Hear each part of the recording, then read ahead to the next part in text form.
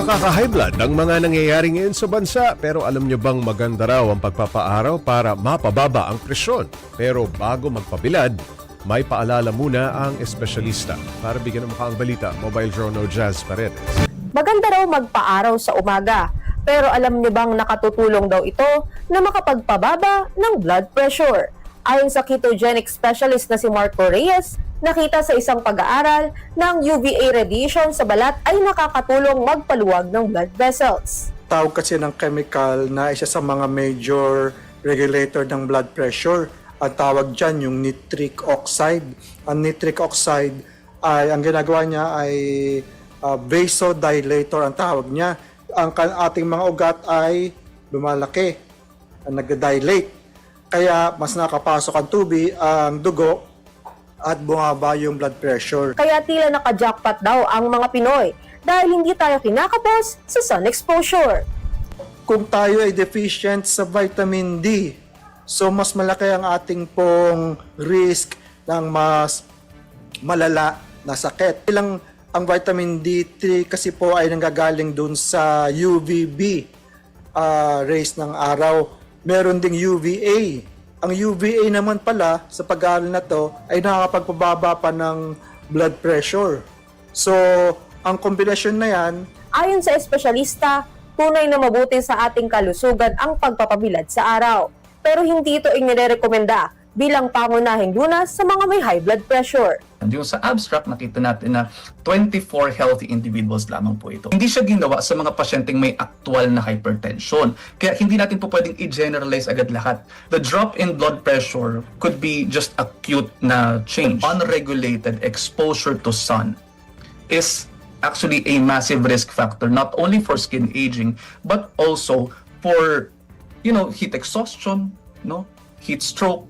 Nakapagpapababa naman talaga ng blood pressure ang nitric oxide, pero pwede raw makuha ito sa pamamagitan ng tamang dieta at pagkain ng mga leafy vegetables. Say for example, a plant predominant na Mediterranean or DASH diet pattern, nakita na sa pag-aaral na kayang magpababa ng 7.5 to 11 points na millimeter mercury ng blood pressure ninyo. You have beets, you can have plant-based proteins. Maraming benepisyo ang pagpapabilad sa araw sa katawan, ngunit kailangang sabayan ito ng tamang pag-eehersisyo, wastong pagkain at pagpapakonsulta kung kinakailangan. Mga kapatid, Mobile Journal, Jazz Paredes po hatid ang mukan balita. Usapan pa natin ang pagpapaaraw kontra high blood kasama si Mobile Journal Jazz Paredes.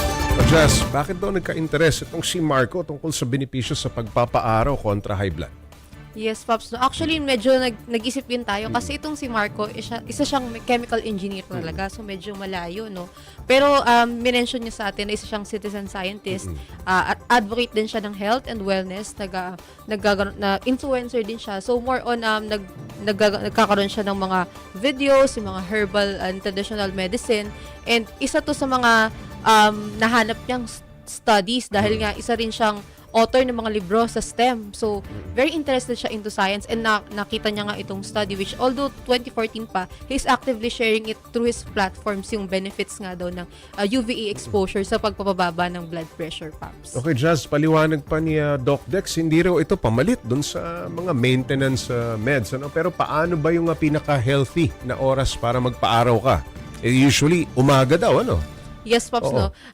Sabi nga, take this study with caution daw. Kasi yung pagpabilad talaga sa araw, yun nga, pwede ka namang magkaroon ng heat exhaustion or ma-heat stroke, which is very common nowadays since nasa summer season tayo. Anong tag-init. oras yung ideal at gaano katagal lang? Dapat nga daw, Pops, yung pinaka, di ba, yung sunrise nasa 5 to 6, tapos hanggang 7, yun yung hindi pa mainit sa balat.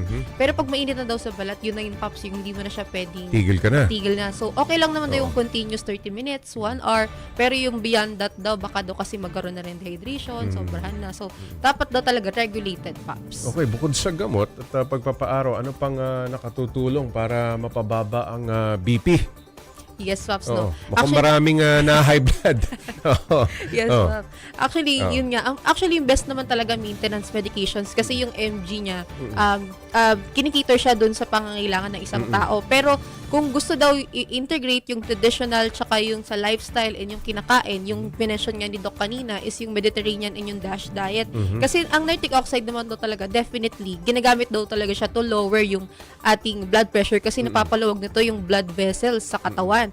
So, hindi lang siya sa araw pwedeng makuha, Paps, no? Kasi yung sa study natin, meron tayong natural na nitric oxide sa balat. So, na-activate daw ni sunlight. Pero, makukuha din natin siya sa pamamagitan ng pagkain ng mga rich sa nitric oxide na foods gaya ng beets, leafy vegetables, mga gulay at sabi nga ni Doc dapat daw sa isang araw meron tayong half cup na serving ng gulay, isang maliit na prutas para ma-maintain natin yung fiber kasi ang fiber din daw nakakapagpababa ng blood pressure, Pops. Okay, maraming salamat. Mobile Journal Jazz Paredes.